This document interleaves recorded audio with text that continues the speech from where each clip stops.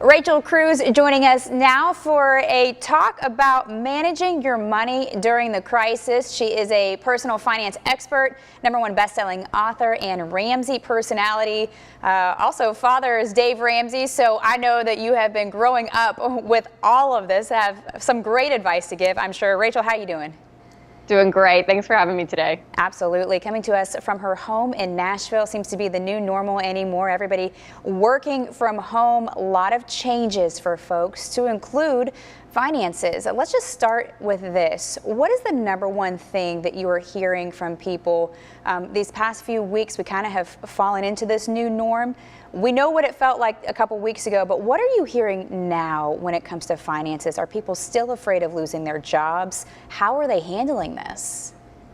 Yes, I think there's been a consistent theme throughout this whole pandemic, whether it's on the health crisis side or the economic crisis side. It's just fear. And when I talk to people about their money, there's just a lot of fear. And so my hope is that I can be a voice of reason to come in and say, you cannot make your decisions based on fear. Fear is a terrible financial advisor, and it really can ruin you in the long term if you make short-term decisions based on fear. And so I just have enough hope in the American economy to know we're going to come out of this.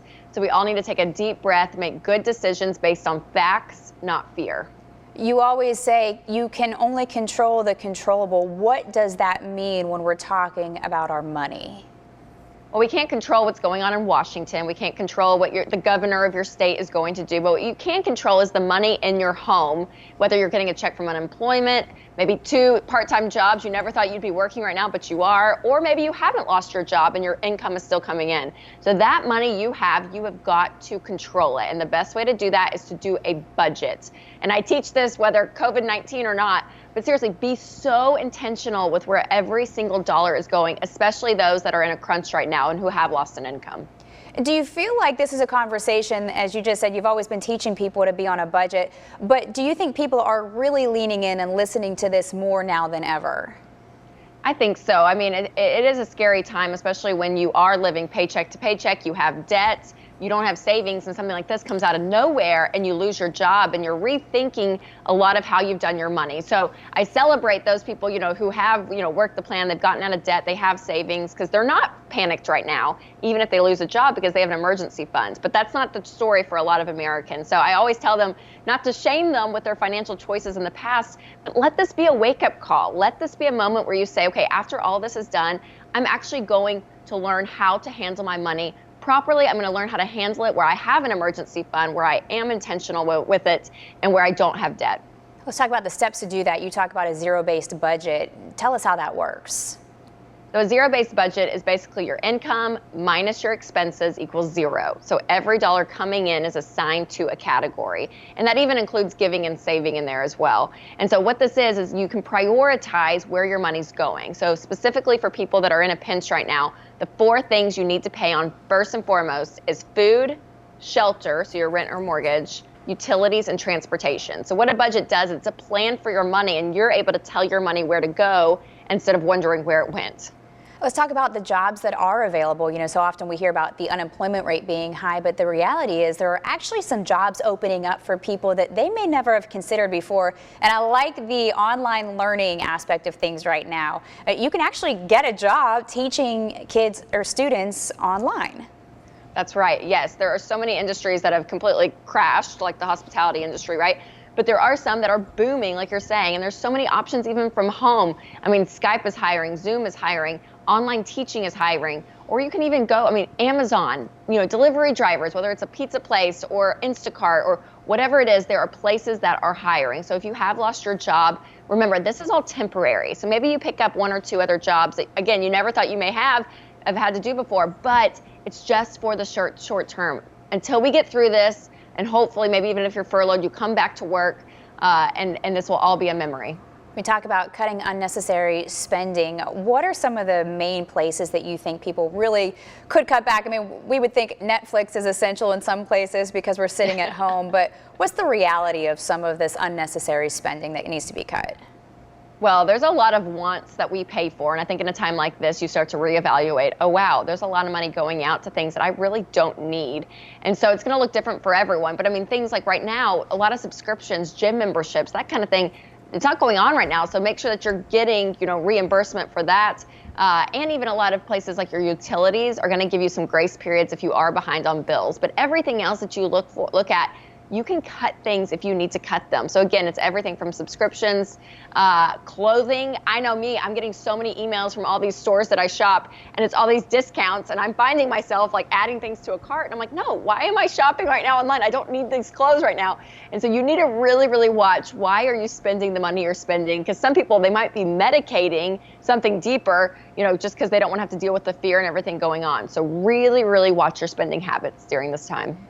So you're a mom, and I'm just wondering how you're using this opportunity to talk to your children about what's going on. And for children who are a little bit older than yours, how do parents talk to their children about finances? Because this is actually a pretty good time to have that conversation for some of them. Yes, you're exactly right. Well, my oldest, I have 3, but my oldest is 5. And so she's at the perfect age where we can start giving her chores to do and pay her a little bit of money when she does them. So parents with little kids, yes, teach them to work. Teach them money comes from work. Money doesn't come from mom and dad's back pocket. And when they earn that money, teach them to give, save, and spend. The 3 things you do with money in that order. So you can start implementing that kind of on a daily basis. And then the older children, I would say, especially if your income has been cut, to talk to them about it. I always say share, but don't scare. So don't freak them out, but let them know, hey, our life is going to look a little different as a family, and we want to bring you in on those conversations. So be open and honest with your kids. I think kids really do appreciate the honesty of their parents. We're at a time right now where stimulus checks are coming out for some folks. What do you suggest people do with these checks depending on their situation? Yes, well, if you've lost an income, bring that check in and try to save it. But if you need to use it on those essentials, like we talked about earlier, go ahead and do that. Help pay rent or mortgage with it, buy food if you need to. So you can concentrate on that. But those people that are still having an income coming in and you're not in an industry where you don't think you'll be laid off, then use that check to either get $1,000 savings if you don't have that. And then if you do have $1,000 saved, go ahead and start applying that to your debt and start working your way out of debt during this time. What do you predict as the new norm once we get to that point and the economy really does start to reopen, as many are anxious for it to do? What do you predict is the new norm for financial behaviors with people? Well, kind of like we said earlier, I hope it's a wake-up call. I hope it's a moment, some of us had this in 2008. Warren Buffett said back in 2008, you can tell who's skinny dipping when the tide goes out. So we're experiencing a little bit of that right now.